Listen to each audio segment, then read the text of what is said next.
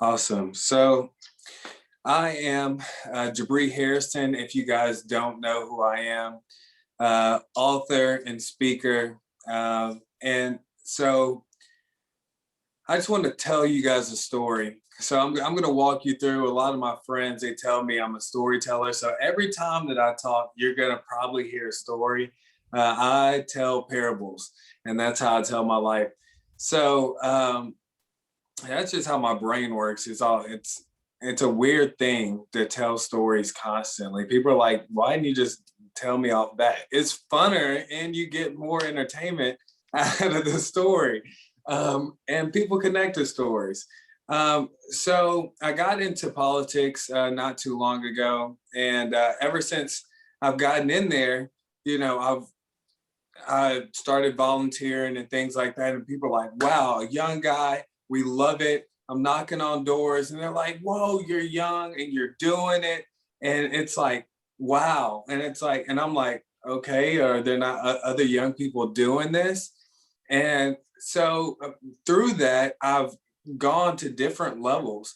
I got invited from being a young, on fire guy. I got invited to be up at the Capitol, and through that experience, I got other experiences. I even got asked to run for vice chair of the Young Republicans in Rutherford County. And so I am now the vice chair of the Young Republicans in Rutherford County. And they asked me to do that so I could connect to younger people. They're like, we need younger people in politics. And so through more experiences today, I got to go to a state executive committee meeting, and it was awesome. There were elected officials and the who's who of the Republican Party. And the little gossip, you heard through the grapevine, the water cooler talk, was, man, you're young, and that just sets me out in a room. It's like, this, who's this young guy? And the question that I keep on getting is, how can we get younger people involved? And I usually tell them, look, I don't know, I guess I have my experiences in my life, but it isn't, I guess, duplicatable through somebody else's experience. But I know that I just have a passion, and I won't stop until I don't know. I guess I won't stop, because I was going to say I won't stop until I reach somewhere or complete the task, but it feels like just more tasks come. And I told somebody the other day, I was like, you'll never have to question whether or not you have a purpose, because if you don't have a purpose anymore, you probably won't be here anymore. God will snatch you out. But to go further along in that question, how do we get young people involved? I've invited my good friend, my fellow partner, and since I met this man, he has been an encouragement in my life, and I look up to this guy. He brings fire, some more fire to my fire. David Thompson. Hey, how's it going, everybody? Yeah, I don't know. He has many titles, so I don't know. I don't want to mess up all Well, since the that. sign is in the background, I'll go with an easy one. I'm the Grassroots Engagement Director for Americans for Prosperity Tennessee in the greater East Tennessee area, and I'm kind of based out of Knoxville. But that involves working on state policy and federal policy, but like where my heart is in the state of Tennessee and what goes on around here, and then encouraging folks like yourself and local elected officials and things like that, local community leaders. That's where my heart is, no matter what my job title has been, is Tennessee, encouraging people to do more, And I volunteer with AFP, and I love them. That I don't know about any other states, but Tennessee AFP is the best, and they're awesome. And and so with the young people thing, David's like, we need more Jabris. Yeah, we do. And I think that, with Heavenly Dose, we believe that everybody has a unique purpose. So the world wants you to fit in the kingdom, we want you to stand out. So I don't think we need more Jabris, but we do need more people like you to fully express everything that they have on the inside of them. And so we got to get up and get active. And so I wanted to, there was a couple questions on my mind. And I just want to kind of, this isn't scripted or anything. We're kind of going off the cuff. And I think both of us are good at this. We're like off the cuff people. Do you agree? Oh, yeah. Yeah. And so I guess the first question is, what is the big disconnect between the older generation and the younger generation? I hear that all the time. And I was talking to you earlier, and a lot of times older people apologize and say, hey, I'm sorry, my generation has let you guys down. And, I really don't know what the disconnect is between the older generations and the younger generations. I know that technological. Oh, technological. Okay.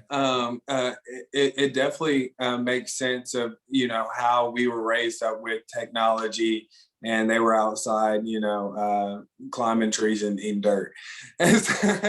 But I think that I'm a person that definitely believes that there's always a bridge that you could connect with people, and there's more in common than we have not in common. So what are your thoughts on like the disconnect, if there is one? Well, I think some of them are natural and are things that any multi-generational institution, not just political institutions, but other multi-generational institutions have to deal with. I think the major disconnect is, between people in their early 20s and people in their 50s and 60s, there's usually a whole generation of time distance gap there. And then in our case, that's augmented by the fact that the boomer generation of folks was one of the largest generations of people, not just in the United States, but worldwide ever in human history, like the largest amount of babies in the shortest amount of time ever in human history. So that's a large group of people. And I think even still, they're the largest demographic in the United States, even though some of them have passed, obviously. Then there weren't that many people in the in-between, people we call Gen Xers, not nearly as many as the boomers. And then there was an explosion of population, a lot of babies again in the 80s. So there's these two large groups in society, millennials and baby boomers, with not a whole lot of, not the same proportion amount of people in between them. But also too, so that's just a natural occurring thing. There's nothing anybody could have done to stave that off. But also there's the natural priorities of people in different age groups. People who are older are trying to preserve things. They're trying to make a legacy, something that lives beyond themselves, because they figured a lot of great stuff out, and they have a lot of wisdom, and they're trying to make it kind of concrete so future generations can enjoy it.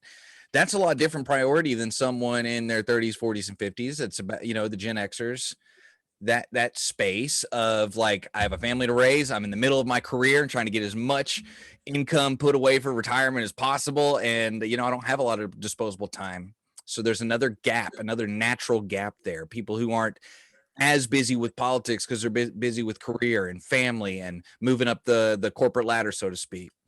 And then younger people's priorities are a lot different than both of that. It's like, up here, way up here is like, have fun, right? Have a good time. And right below that, if they have any maturity, is ambition, like, and a ambition lacking context, just kind of like open general ambition. Like, I know that I need to accomplish more than I'm accomplishing right now. And that leads some of the more mature younger people into politics in a natural way. That priority of I'm trying to accomplish something is totally different from the older person who has disposable time and income. I'm trying to preserve something, make concrete for future generations. Even though there's this weird intersection point where young people in their 20s and then people in their 50s and 60s enter politics a lot of times around the same time. It happens and it happened last year. It happened during the 2016 political cycle. Yeah. It happened in 2008 when I first got involved in politics. And I think there's, like you said, there's more in common than people give it credit for. Now, that's just where people meet. Hello, my name is Jabri, and I'm David. There's so what we've talked about at this point is all the naturally occurring stuff. Now, where choice, where the human being, the individual comes in here, is, does the young person mature beyond just ambition to seeing ownership in their community? Does the young person mature beyond ambition to, my goals are higher than like get a picture taken with a sitting senator or with the governor? Is it because like I want to make a better community, I want to make a better state, and I want to make a better United States?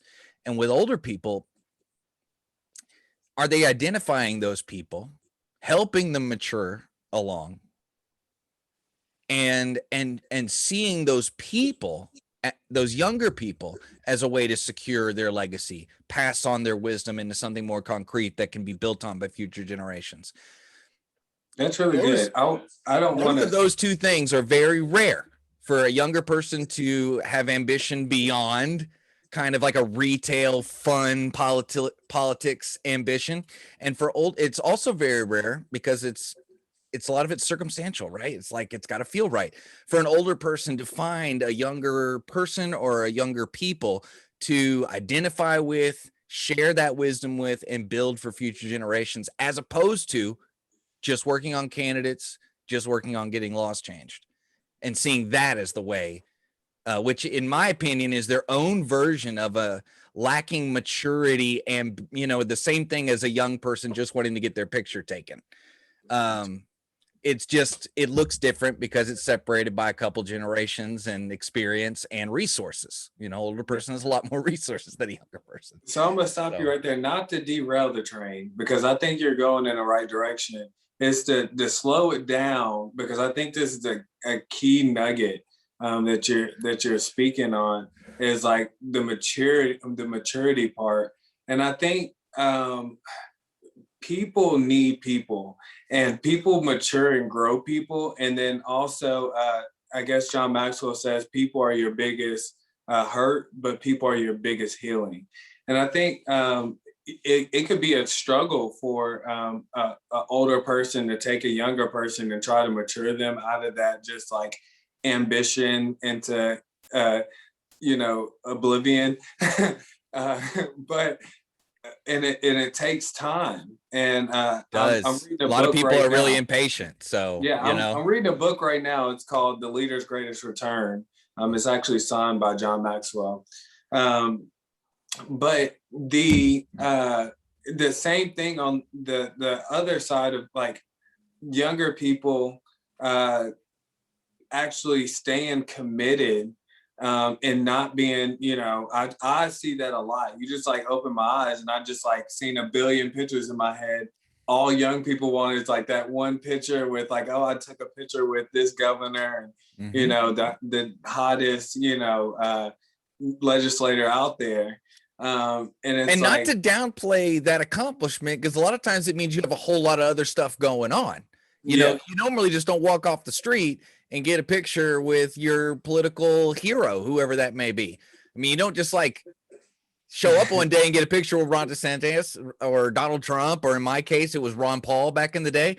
It's usually a building process. So it's actually kind of like somewhat reasonable to make that a goal because of all the other things that go along with it. It's just the goal itself is kind of shallow. So I heard just the key point that I wanted to pull out is maturing past that initial phase. And when you talked about, hey, my name is Jabri, hey, my name is David, that's the introduction into something. That's that taking a picture with our legislator, or on the older side, just reaching out and kind of pushing them to vote the way that you want to vote, or vote on this bill or this legislation. That's the introduction phase into, getting into politics. But, you talked about a maturing on both sides and maturing past. So unless I'm steering you a different way, what does that maturing past look like? Well, like I said, it's different depending on who you are in those scenarios, right? So like I said, I think for a young person in today's culture, the easiest way, and we've already said it, but I'll say it again for comparison's sake, the easiest thing embedded in our culture is the maturing past the getting the perfect political Facebook profile picture. For older people, and I hate saying older, but it is, it's older people who've gained the wisdom, the years, the disposable income, the disposable time. The maturity there is moving past just a political victory and seeing the world more than just that moment in time. Yeah. Seeing past the getting this law changed, getting this person elected, whatever that moment in time, seeing the broader picture. And part of that seeing the broader picture is I'm not just going to try to get done the thing I'm trying to get done. I'm going to try to train up 5 more me's while I'm getting that project done. I'm going to use this project, just like I said, getting the perfect Facebook photo has a lot of other things that go along with it that get you there. Getting the project done is just something for you to do. But the real goal is sharing your wisdom, sharing the love you have for your community, and installing that in another younger, possibly younger, maybe a peer, whatever, someone who's not as far along the journey as you, installing that into another person. Because if someone else catches the same fire that you have about either an issue or about your community, that means you're doing something about it right. Because people don't imitate people who are not doing a good job, at least a better than not good job, if that makes any sense. So, for both the categories we're talking about, those are the maturing past points. For older people, it's the getting people elected and getting laws passed. For younger people, it's getting past the perfect Facebook picture. Yeah, and so with the older people, and I like what you said, that a legislation or a bill has a shelf life. Mm-hmm. It could be flipped over and spun at any moment. But if we build up, a younger person, that lasts a whole generation. That lasts a lifetime of that. Yes. That person. I have a great friend of mine, Grant Henry, is calling me. What a hero. What a hero, that guy. But he likes to say that we have to change hearts and minds. And so, and that's the thing is winning the battle or having a victory is awesome. But winning the war is the point. Not saying that, I don't know, that this is a war. I like saying you play to win a championship. You don't play to win the game. It's a little less violent, but it also makes a lot of sense, But being a championship type of player, not a win that game player, Very true. And you have to practice that way too. Yeah. So you don't practice to win the game. I guess you practice to be a championship team. You practice to win the series of games. And all the different, so you want skills that work no matter what opponent you're playing. Yeah, that's how you break that down anyway. And there's a lot of some of the greatest coaches say that. I heard it growing up as fundamentals, because like you said, no matter if they're a big, tall team or a fast, quick team, you have the fundamentals that stay in any game. And so, we're trying to give you, I guess, in this discussion, the fundamentals of how we need to mature past.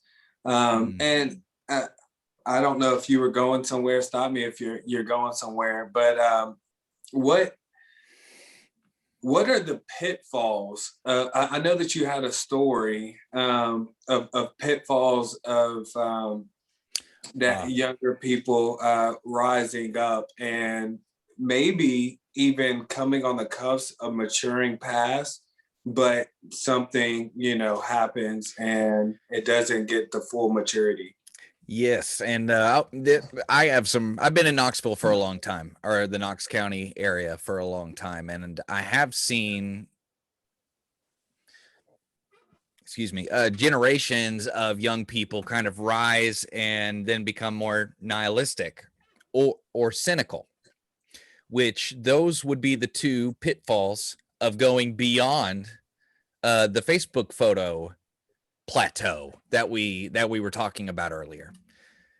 So something that's scary about going beyond the Facebook photo plateau is that means you really got to care. You're not just doing it for superficial reasons. You care about outcomes. You're emotionally connected to these outcomes, whether it be about getting a law passed or getting a candidate elected or whatever. And the two, anytime you have a goal or an ideal and you don't meet it, the two biggest things that I think that can come out of it, pitfalls, are cynicism and nihilism, both of which have something to do with losing that ability or being too afraid to care again, like being hurt by the situation and then staying away from situations where you got to buy in so you don't get hurt again. And that can happen in anything, not just politics, but especially in politics. Politics is so personal. So I was on the radio back in the day, and I remember there was just a whole community of people in their late 20s, early 30s that had moved beyond the Facebook photo plateau. I apologize if you're coming in midstream and I just keep referring to this thing. You don't know what it is. Go back to the beginning of the video. I'm not explaining it now. But I'm going to keep calling it the Facebook photo plateau. They were moving on past that. They were working for candidates. They were running large groups and going into this 2016 political cycle. Because they weren't focused on mentorship, because they weren't focused on community, they were focused on that. They still had the same kind of immature ambition to gain notoriety or to win, right? Not that there's things wrong with that, but if you make that your main goal, other things will fall short, because those were the main goals: ambition, notoriety, and winning, and not community, not mentorship. They ended up tearing each other apart. These were all friends, and I hate to not use specifics. I just don't want to bring in people's names, but they were all either working for candidates, working for organizations, and they got on different sides of different races, and they did personal attacks. They did shared private information. They did things their candidates that they were working for were not proud of. And the end result was it imploded the young person political leadership community of Knox County, where a sizable amount of those people either moved out of Knox County and went to other states or other counties, or in some cases, like, just left the state completely and got out of politics. And the overall negatives for the community immediately were not, that noticeable. You'd have to be someone like me to know how much damage is done. But the end result is there were a bunch of people who could do stuff, and now there's a couple people in my age bracket who can do those kind of things. And there won't be a larger amount in 10 years. We're starting to build it back up now, but there won't be this larger community of people in their 40s training up the people in their 20s. There'll be a smaller amount of people. So it's a compounding negative, that kind of thing, when it happens like that. And I know I'm using a lot of non-specific words, but it was really sad because it didn't happen overnight. These people didn't get off the what I call the bench and get out and care about things just out of nowhere. It took time. It took years. And then there was this plateau with an election where people weren't focused on community, weren't focused on mentorship, and they destroyed each other. And I'm sure that people older than me can relate to this. I'm sure they've seen it happen in either their regular communities or their political communities, where short-sightedness and playing for just that one game, right, instead of playing for the whole championship, where it wasn't just about not winning. It was about how devastating and compoundingly bad the loss could be, you know? And it just goes to show there's something way more important than winning. And in politics, it's, you got to do stuff you're interested in, obviously, or you wouldn't do it. So pick an interest that you like. And this is my advice for young people. Pick an interest that gets you out of bed in the morning, otherwise you won't do any work on it. And then don't be as worried about winning as playing correctly, making good relationships with people, playing the long-term game, looking for incremental, slow, but steady change in the area you're trying to change. And then always be getting mentored, be looking for mentors from above, and then be finding people younger than you. I don't care if you're 21 years old, find a high schooler and be an encouragement to them. If they're a young conservative or he or her, be an encouragement and do all those things. But that's kind of my Knoxville story of how, like, man, you can even get a whole bunch of people who move past the Facebook photo plateau, who've moved past it. And if they are not being led by the older generation and off just trying to figure it out, right, just trying to win a game instead of the championship because no one's telling them about the championship, no one told them about the championship. They were playing for that one game and everybody ended up losing. And we're all still trying, like in Knox County, it's like, weirdly enough, pandemic has brought a whole bunch of people in that same age bracket back into politics who weren't in it before. And it's really nice. And we're getting that good foundation of talking about mentorship, being focused on community. And I really think it'll pay off for decades. I really do. And I'm going to pull out a key nugget that I just want everybody to know that, and we talk about this a lot, relationships are key.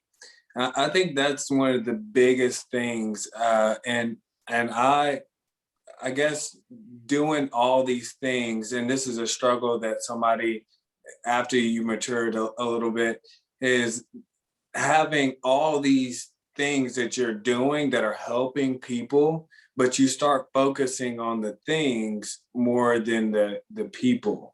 And so the whole way through, I've just built relationships, and relationships open up doors faster than your work ethic. But what keeps you in there is your work ethic and your integrity. But I'm telling you, relationships, and nowadays it stands out if you're intentional in somebody's life. If you call somebody and, just, spend time, not talking about yourself, but talking about something that they like, or you remember something that they like, and, just different things that you could do to be intentional in a relationship, it stands out. And so, relationships are key, and we can't forget about the relationships. Once we start doing things that help people, we can't forget about the people. But I don't want to lose our older crowd. We talked about some younger people maturing past, and now I want to talk a little bit about older people maturing past that phase. And so they can't mentor 100 people, and they probably shouldn't be mentoring 0 people. So where are we at in that in the mentorship process, and for the older crowd? Oh, well, I mean, I was mentored by older people, so somebody did a good job. I mean, I got to give people, a lot of folks here in Knox County credit. I mean, there's been, I would start naming names, but I'd leave people out and I'd feel bad about it. But I've been mentored by, I don't mind saying, like, dozens of people. Older people have been around in my life in Yeah. Knox County who maybe they weren't a mentor from like day 1 to day 1000, but they had a nice little jaunt there from like day 257 to day 364, something like that. Yeah. And they were there for me when I needed someone to be there for me, or when I was brave enough to ask. So I'll say that, because it's not like people to be mentored, young men or young women in politics, are just growing on trees. They're not. Yeah. They are as rare as a flower on a mountaintop. But when you find them, don't forget, when a young person is brave enough to ask you a mature question, give them a real answer. Ask a follow-up, maybe even reframe their question for them to help them get the answer that they're trying to get. So like, if something, an opportunity, if an opportunity knocks, answer the door when it comes to mentorship, speaking to older folks. And by older, I mean anybody with more experience than other people. So that's also people in my age group. I mean, theoretically, that could be people like you, Jabri, but when mentorship knocks, you need to be ready. That means you can't just like not be making yourself the best you can be. You need to be always making yourself the best you can be, so you can be ready for when that opportunity comes. But it's so rare these days. Like, you just don't have the luxury to not pour into young people for the future. We don't have that luxury. There aren't just other people doing it, and there aren't that many young people who care about the future. So when it happens, be ready, and then, for goodness sake, pour into them as much as they'll let you, and eventually that'll have its ceiling, or they'll mature past the point of the kind of thing they were trying to figure out or what they needed help with, and you can let them go like a new bird flying from the nest, but be ready, and then take advantage of the opportunity when a young person needs some mentorship. And I think in some cases, even beyond that, if you want to be a super person, keep your eyes open for people who are formulating those questions and don't even know to ask them yet. People with talent, or people with, I don't have a better word for it than bravery. People who you see have an interest in politics and a little bit of skill, maybe even just a little bit of desire, maybe not even skill. Help that person. Instill the love you have for your community in them. And then maybe another, just getting to the heart of it, Jabri, really. Maybe even sit down and ask yourself, why do I do this? Why am I in these groups? Why is politics a thing for me? Figure out what that why is. Try to condense it into a couple sentences so you could share it with people. Yeah. Especially younger people, because they need a reason besides the Facebook photo plateau. They need a reason besides ambition and winning. They need things that are more mature than that, because those aren't good enough. And if you only focus on those things, it will not have the desired result. So you need to figure out that why. If you've been doing it for a long time, it might be hard, but it'll be better than those answers these young people come up with on their own. So figure out that why, make it a couple sentences, and make it ready to share with people who will ask. I mean, I don't mind saying it. In the Bible, it says you always got to be ready to give an answer, for every question. And so really think about that answer. Because really and I say that because that's the things that people have shared with me that gave me the more than ambition, more than winning, is why they're doing what they're doing, why they ran for office, why they're running this group, why they own a business.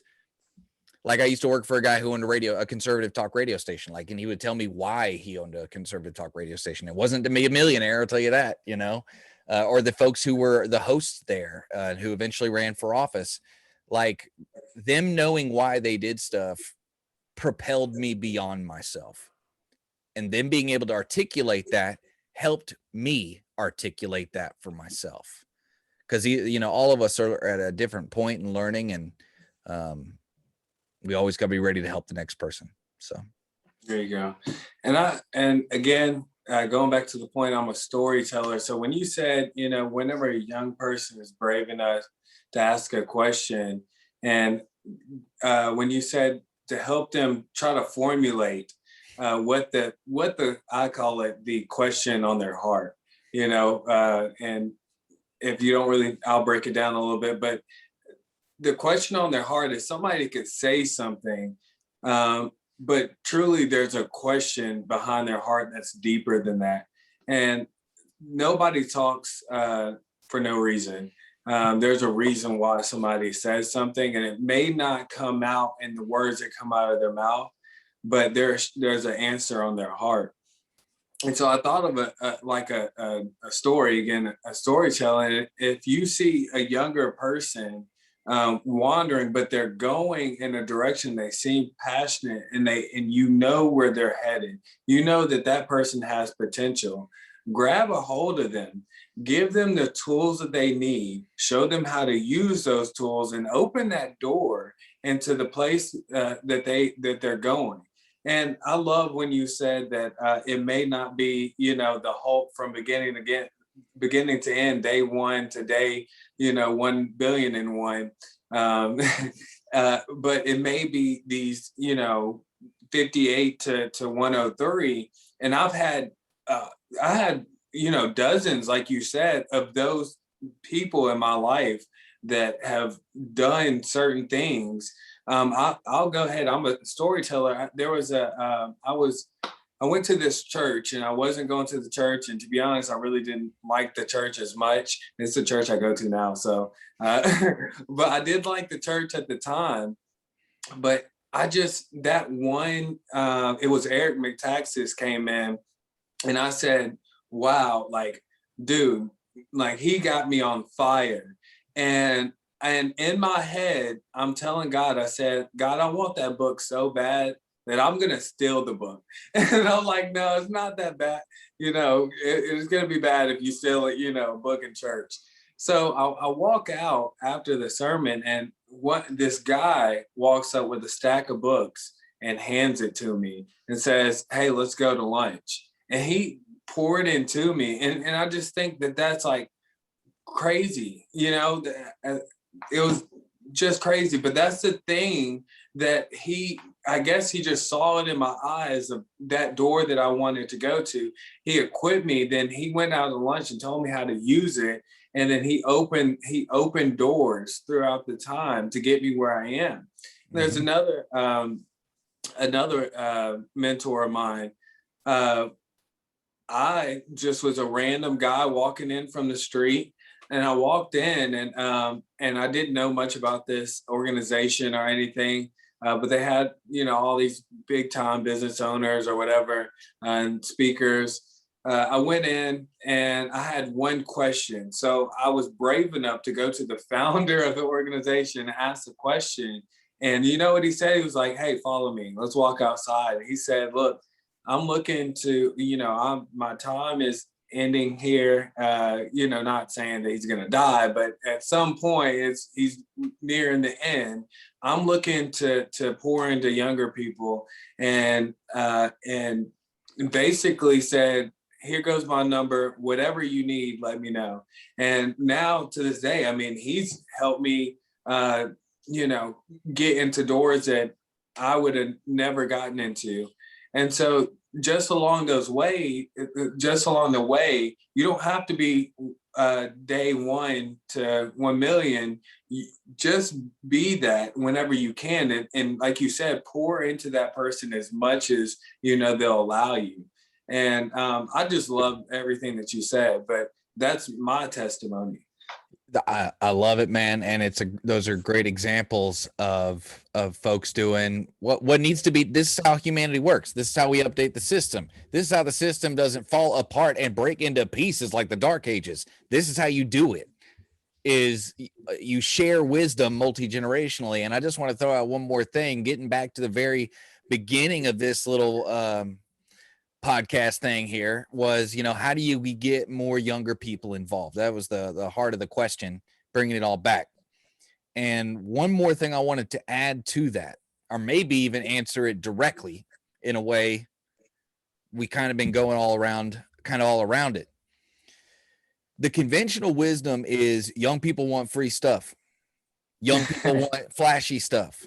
Young people want you to give them things. Okay? That's the conventional wisdom, and it's wrong. It's wrong. It doesn't work. It doesn't work, especially if that's all you focus on is make sure everything's free, make sure everything's flashy, and just give them stuff. Don't make it difficult, right? Don't make it difficult. If it's too difficult, young people won't do it. Yeah. That's the conventional wisdom. You need to take that conventional wisdom and throw it in the trash can. You know what makes the right young people go to the next level? Not giving them stuff, giving them responsibility. Now, that's going to be scary, right? If you're someone who's in charge of a system, letting even a small part of that system be run by someone with less wisdom than you is scary, but that's how young people level up. And in my opinion, young people in our culture are so starved for that. They light up when you talk about the things they could accomplish if they work. The right ones do. Not saying there aren't a healthy, because I think it'll always be a young person thing to want to find Pleasure Island, right? To want, from Pinocchio, where, everything's free and whatever, but just like in Pinocchio, it will turn you into a donkey, or the other word for donkey. But anyway, like what really makes young people light up, the kind of people you want to be running your institutions in the future, is being creative with the responsibility with a purpose, right? Like, I see this is the thing that needs to develop in you. Here is a task that if you accomplish, you will have more of that thing that needs to develop in you than you did before you had that task. So it's not just encouragement. It's not just patting them on the head. It's not just whatever. It's also saying, okay, see this little chunk of reality? This is your little chunk of reality, and you're responsible for it. If it messes up, it's on you. If it flourishes, it's on you. And there's something for you as a mentor to teach from either one of those outcomes, whether they destroy it or whether they make it flourish. There's something there for you as a mentor to share, because guaranteed you've had little pieces of reality that you've been in charge of that have flourished or have tanked. And you can share your wisdom about that. So I just wanted to throw that last thing in there. We hear so much today with young people about rights. I think young people are over the idea. It's like, okay, I get it. Everything's free. I get it. Okay, whatever. All that's done is made everything not valuable to young people. So what is valuable? The stuff that is not free, the stuff you got to work for. And that's always been the case anyway. But there's this crazy dynamic where that's even more on a pedestal now, even if a young person doesn't even know it. It speaks to their needs. And it's definitely it's a way to get people to level up beyond that Facebook photo thing, is to give them responsibility, give them a job, give them a task, give them something to watch, or give them a garden where, things can thrive or things can die. And then you can teach them about how they did. But anyway, I just wanted to throw that out there and say, that's how we get younger people involved. Responsibility. That's now, why. I'm going to disagree with you just one penny. And Okay. I know we have love, so we could disagree. Mm-hmm. I think wisdom should be free. I think you should drop those nuggets, throughout. And that should be one of the things that is free in that process. But to add on to what you said, the story that I was just talking about, and he said, I'm going to take you underneath my wing. This guy literally gave me a big responsibility. Actually, I'm in charge of an executive group in Murfreesboro. This is the biggest city that they have. And he's like, yep, I want you in charge of it. And everybody else kind of got their hand held through the process. They got, trained up. They got, he goes into their groups and kind of goes with them. I just got dropped in there, and it's like, he hasn't been to my group one time. He's like, look, you got this. And then I'll call him. I'm like, look, I'm struggling with this. And he'll tell me, his experiences and things like that. And another thing is being up at the Capitol. The last day was Wednesday, and a lot of the legislators in the LAs were like, "Man, you handled yourself well up here." Even Tory gave me it State was director of Americans for Prosperity, Tennessee, by the way. yes, great person, gave me encouragement, and it just felt good. Like, man, I didn't know that I was handling myself up here. I felt like I was drowning, but they noticed that everybody else kind of had the handheld, their handheld the whole way. And my leaders, for personal reasons, didn't go up this session. And I was up there kind of with my group by myself, and just got thrown in there. And that responsibility, it lit a fire. If every, I guess I wouldn't have learned so much or been so passionate if I would have been walked through the process. It would have probably seemed a little boring, but it made it a lot more fun, I guess. I mean, hindsight. Or meaningful is another word, maybe more meaningful. To meaningful, to feel like you got, you're in the fire and you have to find a way. Because I mean, I could walk away or I could, come out of the fire. And so, and I think that responsibility piece that you talked about of giving them responsibility has been, for me, the biggest thing. And I see younger people grabbing hold of that responsibility, and they take, and that's the key in delegation, is now you take responsibility of it. Now it's your baby. Now, you get emotionally involved on it, with it. It matters to you. And so I think that's a big key. And I think you dropped that in there. Cause man, I love David. I call him whenever I have like these ideas just floating around in my head, and he just like, I don't know why, he just grabs them and puts them together and like, this is what this is. And so during this conversation, that's kind of what I had, these ideas, and they were all like around, but now he's pulling them together. And this is good stuff. So I hope that anybody that's saved to this point is seeing this as value.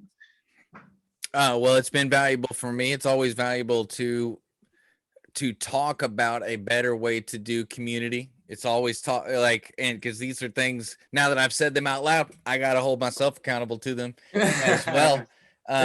So it's good, and I hope that it is a continuing conversation, because I guarantee you, in politics, things are cyclical. And so we will be having this conversation again in 2 years. We will be having this conversation again in 4 years, because these events bring new people into the party of all age groups, not just party, whatever, into this space of our culture of politics and self-government and things like that. But anyway, thank you for the opportunity to speak with you today, Mr. Jabri. And I look forward to I hope we could do it. There you go. We finished each other's sentence. We should do this again. And it was definitely insightful, right, for both of us. And now I guess, we talked a lot about older people maturing past and mentoring. I'm 25 years old, and I love mentoring. And so I think that's something that even I think you should mentor along the way. While you're being mentored, you should always be mentoring. So I was just telling a college student to find, he's a junior, and I'm like, you need to find an incoming freshman next year when you're a senior, who's of similar interests. He's in one of those politic type social clubs. And I said, if you get a young person who's not an idiot, a complete moron, someone who's like, worth putting your time into, put the time into them. Yeah. And what you've worked on, what you've learned will live on at this university past you, and maybe even multiply, if God wills it and all that kind of stuff. So it's good. It's definitely good. And you're never too young for it, really. Yeah. I call it being a river, not a lake. A lot of stuff goes into it, and it never comes out and it dies.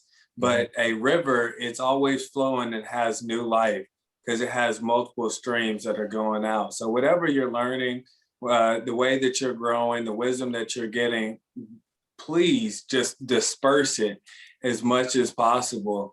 Don't be a withholder, reservoir, Reservoir. a reservoir, a lake, and hold all these things in.